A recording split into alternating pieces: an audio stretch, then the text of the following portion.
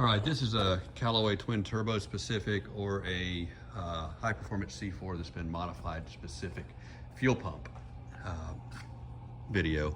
And this all just stemmed from changing out, not changing this fuel pump, but changing the fuel hose, which is a common thing on a lot of General Motors cars, and a lot of cars in general. When they sit for years, this hose will get bad right here, cause a leak. And this connects the fuel pump basically to the fuel sender. And this is a modified fuel sender for this Bosch pump. And these are on the Callaway twin turbo Corvettes, and I've used this actual pump on other high performance Corvettes, especially back in the 80s.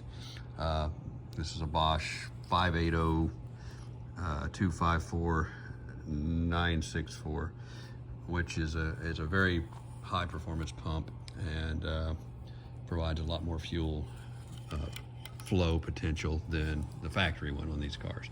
So anyway, basically, if you look at one of these, this is where the factory fuel pump used to be. It's been cut right about there. This fuel pump's been adapted and strapped on there. And so basically I put a new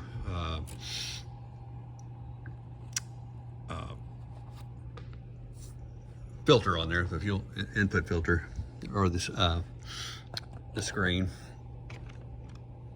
and then strainer is what you want to call it. Couldn't think of the name off the top of my head. And then repaired that, cleaned up the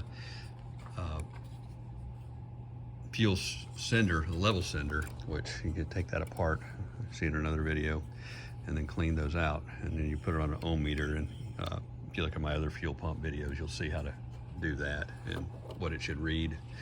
But this is Callaway specific, and this is something they did wrong. And this is something I've noticed, and I've had to modify cars myself when I've done other cars.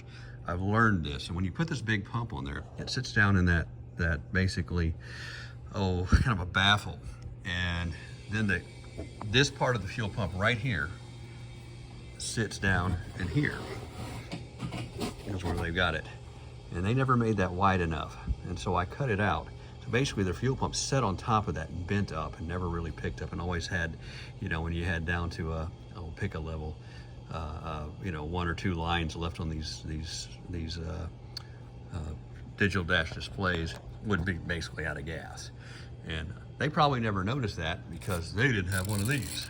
And so basically when I put this thing on here the first time, I'm like, let me see what it looks like down in there, because this doesn't look right. And sure enough, that was sitting on top of that, so I cut that back a little bit. And then the other thing, you see how I cut the side out of this a little bit here, down in there. Let me get back in there with the other light. I just cut, see that side is cut. See, that side is there. And the reason that is because the way they did this is that is the return line.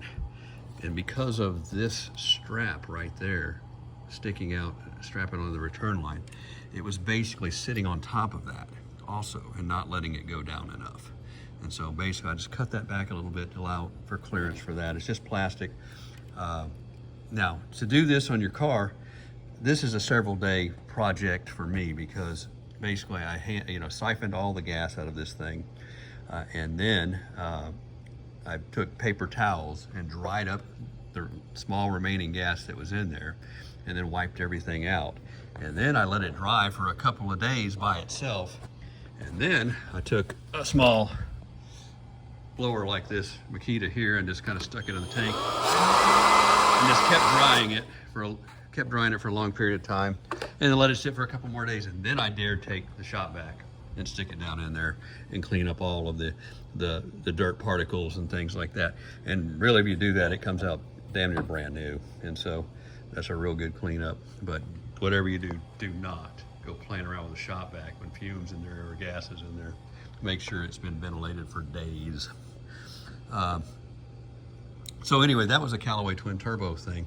And so pretty much on any car, you'll have this. I've seen them on Cadillac Eldorados or 80s Cadillacs with a fuel injection and things like that. Oh, you'll chase problems here and there, and you'll find out that's just that rubber piece eaten up in the tank. And they're on just so many cars like that. So that's one of the things to look for.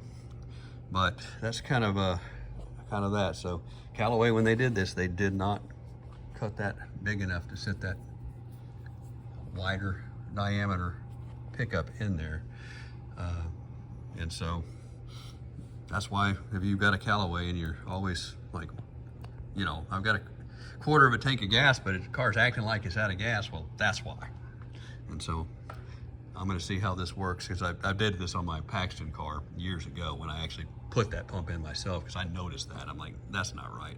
I just don't think they noticed. They didn't notice it, and you know, they probably didn't have anything like this, and they stuck it in there. Because when I stuck the sender and fuel pump back in there, then I put the bore scope down through the, you know, that, and kind of looked at where everything was. I'm like, yeah, that's not right. And there's nothing you could do to make it right without cutting that out. So something to look at there. Hope that helps anyone.